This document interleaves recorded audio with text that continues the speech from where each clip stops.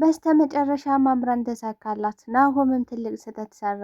አምራንና ወይዘሮ ዝናሽ ተፋጠጡ። አቶ ለይኩንም ራሱን ለማጥፋት መድኃኒት በሚቀምበት ሰዓት ዳግም ደረሰለት። ዳግምም አሁን ላይ ስለ አባቱ እየጠየቀ ነው። በጥያቄ እያፋጠጣቸው ነው። አባቴ የት ነው ያለው? አባቴ የት ነው የገባው?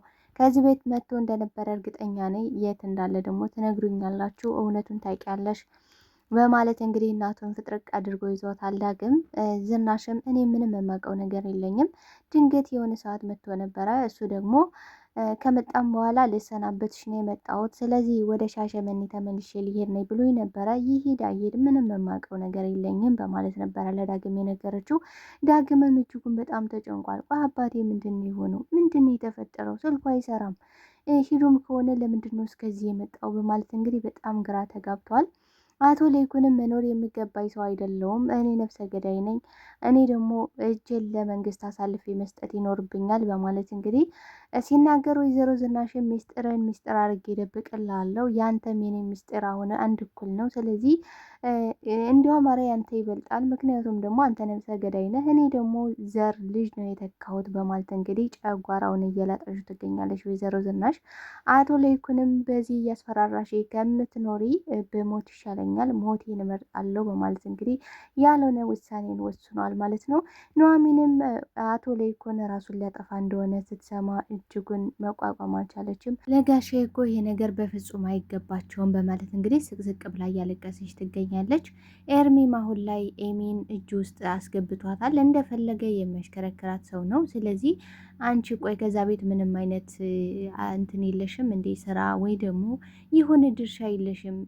አሁን የመጣው እንኳን መጤው ወንድምሽ የእናትሽ ልጅ ከድርጅቱ ተቀጥሮ እየሰራ ነው በማለት እንግዲህ ሲነግራት በጣም ነበር የደነገጠችው። ቆይ አንተ የኛን ቤት ሚስጥር እየተከታተለ የሚነግረ ሰው አለ እንዴ? እንዴት ነው ልታውቅ የቻልከው በዚህ ሁኔታ? እንዴት ነው እሱ ወንድሜን መሆኑን ያወከው? ብላ ፍጥርቅ አድርጋ ስትይዘው፣ አረ ቆይ የሚተረጋጊ እንዴ? እኔ እኮ ከዛ ከድርጅቱ አጋጣሚ ሳልፍ አይቼው ነው ሲወጣ እንጂ ሌላ ነገር አይደለም በማለት እየነገራት ይገኛል። አሁን ላይ እሱ ድርጅቱን እንዲሁም ደግሞ ከድርጅቱ ድርሻ እንድትጠይቅ እንዲሁም ደግሞ ከቤተሰቦቻቸው ሀብት ንብረት እንድታመጣ እየጠየቃት ነው የሚገኘው። በሌላ በኩል እንግዲህ ዳግም ኑሐሚንን እኔና አንቺ አሁን ላይ የምንሄድበት ሰዓት ደርሷል፣ ስለዚህ መዘጋጀት ይኖርብሻል። አቶ ለይኩንም የሚፈልጉት እኔና አንቺ እንድንሄድ ነው። አሁን ደግሞ የአምራን ልጅ ስለወረደ ናሆምም እጅግ በጣም ስለተናደደ ናሆም ከዚህ በኋላ አይሄድም በማለት እንግዲህ እንቅጩን ነግሯታል ማለት ነው። ወይዘሮ ዝናሽም አሁን ላይ በጣም እጅጉን ተናዳለች። ምክንያቱም ናሆም ልጄን ገለሸዋል በማለት እንግዲህ ልጄን ገደልሽ፣ ዝም አልኩሽ፣ እንደገና ደግሞ አምራን ብላለሽ፣ በጎረምሳ አስደብድባኛለች እናት።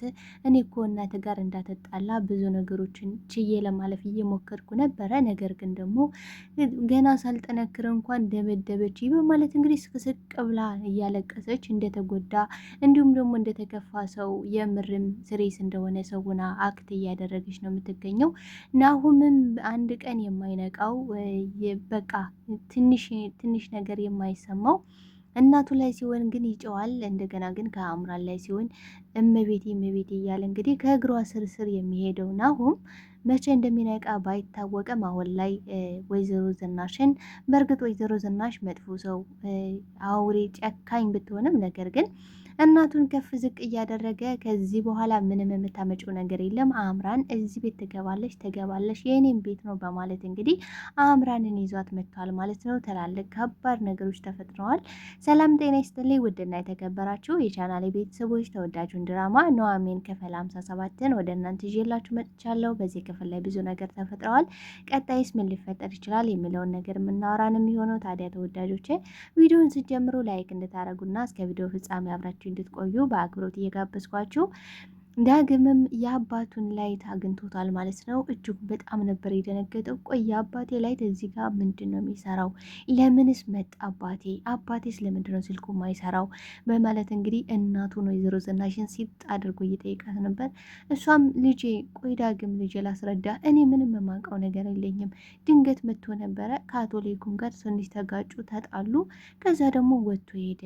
እኔ መጀመሪያ ላይ ሲመጣ ውጣልኝ እያልኩት ነበረ፣ ግን ደግሞ እሱ ልሰናብትሽ ነው የመጣው፣ ለአንዴና ለመጨረሻ ጊዜ ላይሽ ነው የመጣሁት። እንደገናም ደግሞ ስለ ዳግም ስለ ልጄ አደራ እንዳታስከፊው በማለት ሊያስጠነቅቀኝ ነበር የመጣው።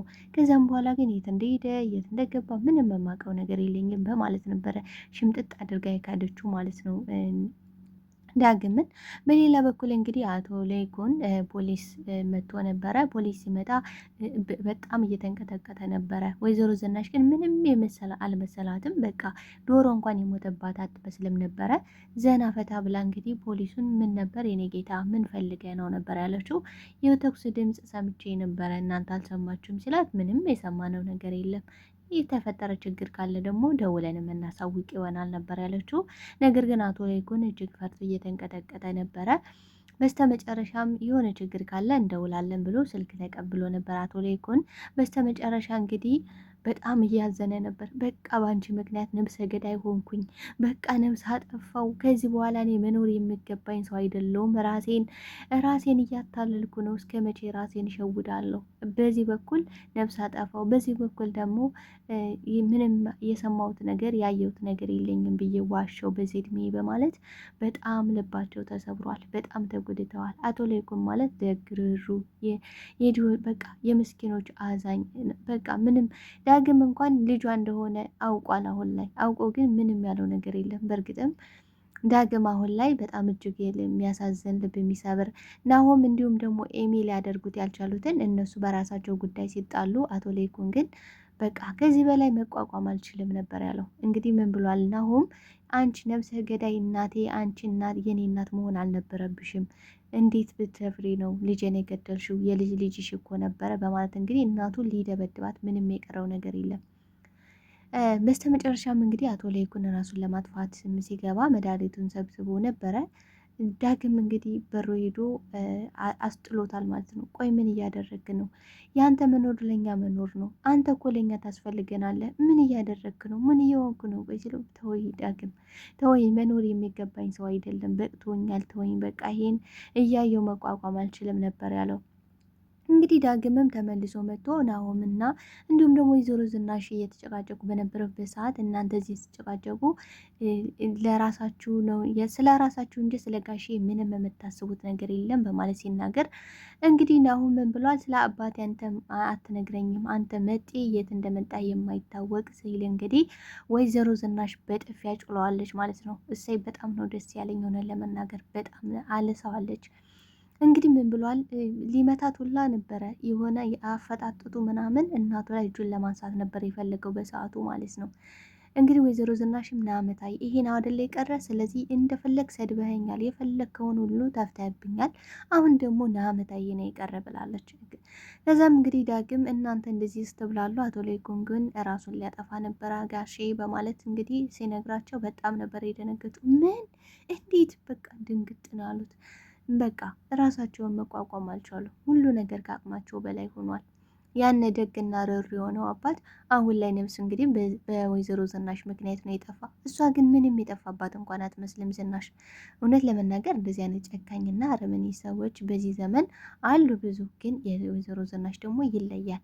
እንግዲህ በቃ አንተ ሚስጥሬን እደብቅልሃለሁ፣ ይህንን ሚስጥርም ትደብቃለህ፣ የሁለታችን ሚስጥር ሆኖ ይኖራል በማለት እንግዲህ ምንም እንዳልተፈጠረ ቀለል አድርጋ፣ እንዴት ነው አንቺ ቀለል አድርገሽ ያየሽው? ምን አለበት ያንቺን ጭንቅላት ለእኔ ሰጥቶ ሁሉ ነገር ቀለል አድርጌ ባይ። በጣም ተገረመባት ለራሱ ማለት ነው። እንግዲህ አምራ ምን አድርጋለች? አባትና ልጅ እንዲነሱባት አድርጋለች ማለት ነው። ምክንያቱም አሁን ላይ ማንም እንደማያምናት ታውቃለች ወይዘሮ ዝናሽን። ስለዚህ አሁን ደግሞ እያመነ ያለው አሁን አምራንን ነው። አምራን እያንዳንዱ የምትለውን ነገር አምኗል። ስለዚህ አሁን ላይ ወይዘሮ ዝናሽ እኔን ማንም የሚረዳኝ ለምን አሰሙኝም ስትል ማንም ሊሰማት ፈቃደኛ አይደለም። ኤሚ ምን ብላለች? ለምንድን ነው እናቴን የምትናገራት? ያቺ የትም ስትዝረከረክ ልጇ የወረደባትን ሴት አሁን እናቴን እንደዚህ ከፍ ዝቅ እያደረግ የምታናግራት ለምንድን ነው ብለዋለች። አንቺ እዚህ አይመለክችም አፍሽ ዝጊ ነበር ያላት። እናቴን እንደዚህ እያደረግ እያየዋት ዝም አልልም። ምንም ቢሆን እኮ እናቴ የልጅ ልጇን የምትገድል ሰው አይደለችም ብላለች። እውነት ለመናገር ወይዘሮ ዝናሽ ከሀሰበሽ ነጋቀለሽ ይሄን ከማድረግ ወደኋላ አትልም። ግን በአሁኑ ግን አምራንን ሁሉን ነገር እየሰማ ናሆም ነው የተሳሳተው ማለት ነው። ናሆም እንግዲህ በቀጣይ ፓርት ይነቃል፣ ያውቃል የአምራንን ሴራና ተንኮል ይጋለጣል ብዬ ተስፋ አደርጋለሁ። እውነት ለመናገር እስኪ ቤተሰቦች የተሰማችሁን ሀሳብ አስተያየታችሁን በኮሜንት ሴክሽን ላይ ያስቀምጡልኝ። አቶ ለይኩን ይሄ አይገባውም ነበረ እና ተወዳጆቼ ላይክ ሼር እያደረጋል እንድታበረታችሁኝ በአክብሮት እጠይቃችኋለሁ። ተወዳጆቼ እስኪ የተሰማችሁን ሀሳብ አስተያየታችሁን በኮሜንት ሴክሽን ላይ ያስቀምጡልኝ። እውነት አቶ ለይኩን ይሄ አይገባውም። ናሆምም መንቃት አለበት። በቀጣይ ፓርት ናሆም ነቅቶ የአምራንን ሴራ አምራን ስትጋለጥ ማየት በጣም እጅጉን ጓጉተናል ማለት ነው። እንግዲህ ለተመልካች ክብር ይኖራቸው። እንደገና ደግሞ የአምራን ሴራ ይገለጥ፣ ዳግም እውነቱን ይወቅ የሚሉ ኮሜንትን እያየን ነበረ። እውነት ለመናገር በቀጣይ ፓርት ይሄ ነገሮች ሁሉ እንደሚገለጡ እንዲሁም ደግሞ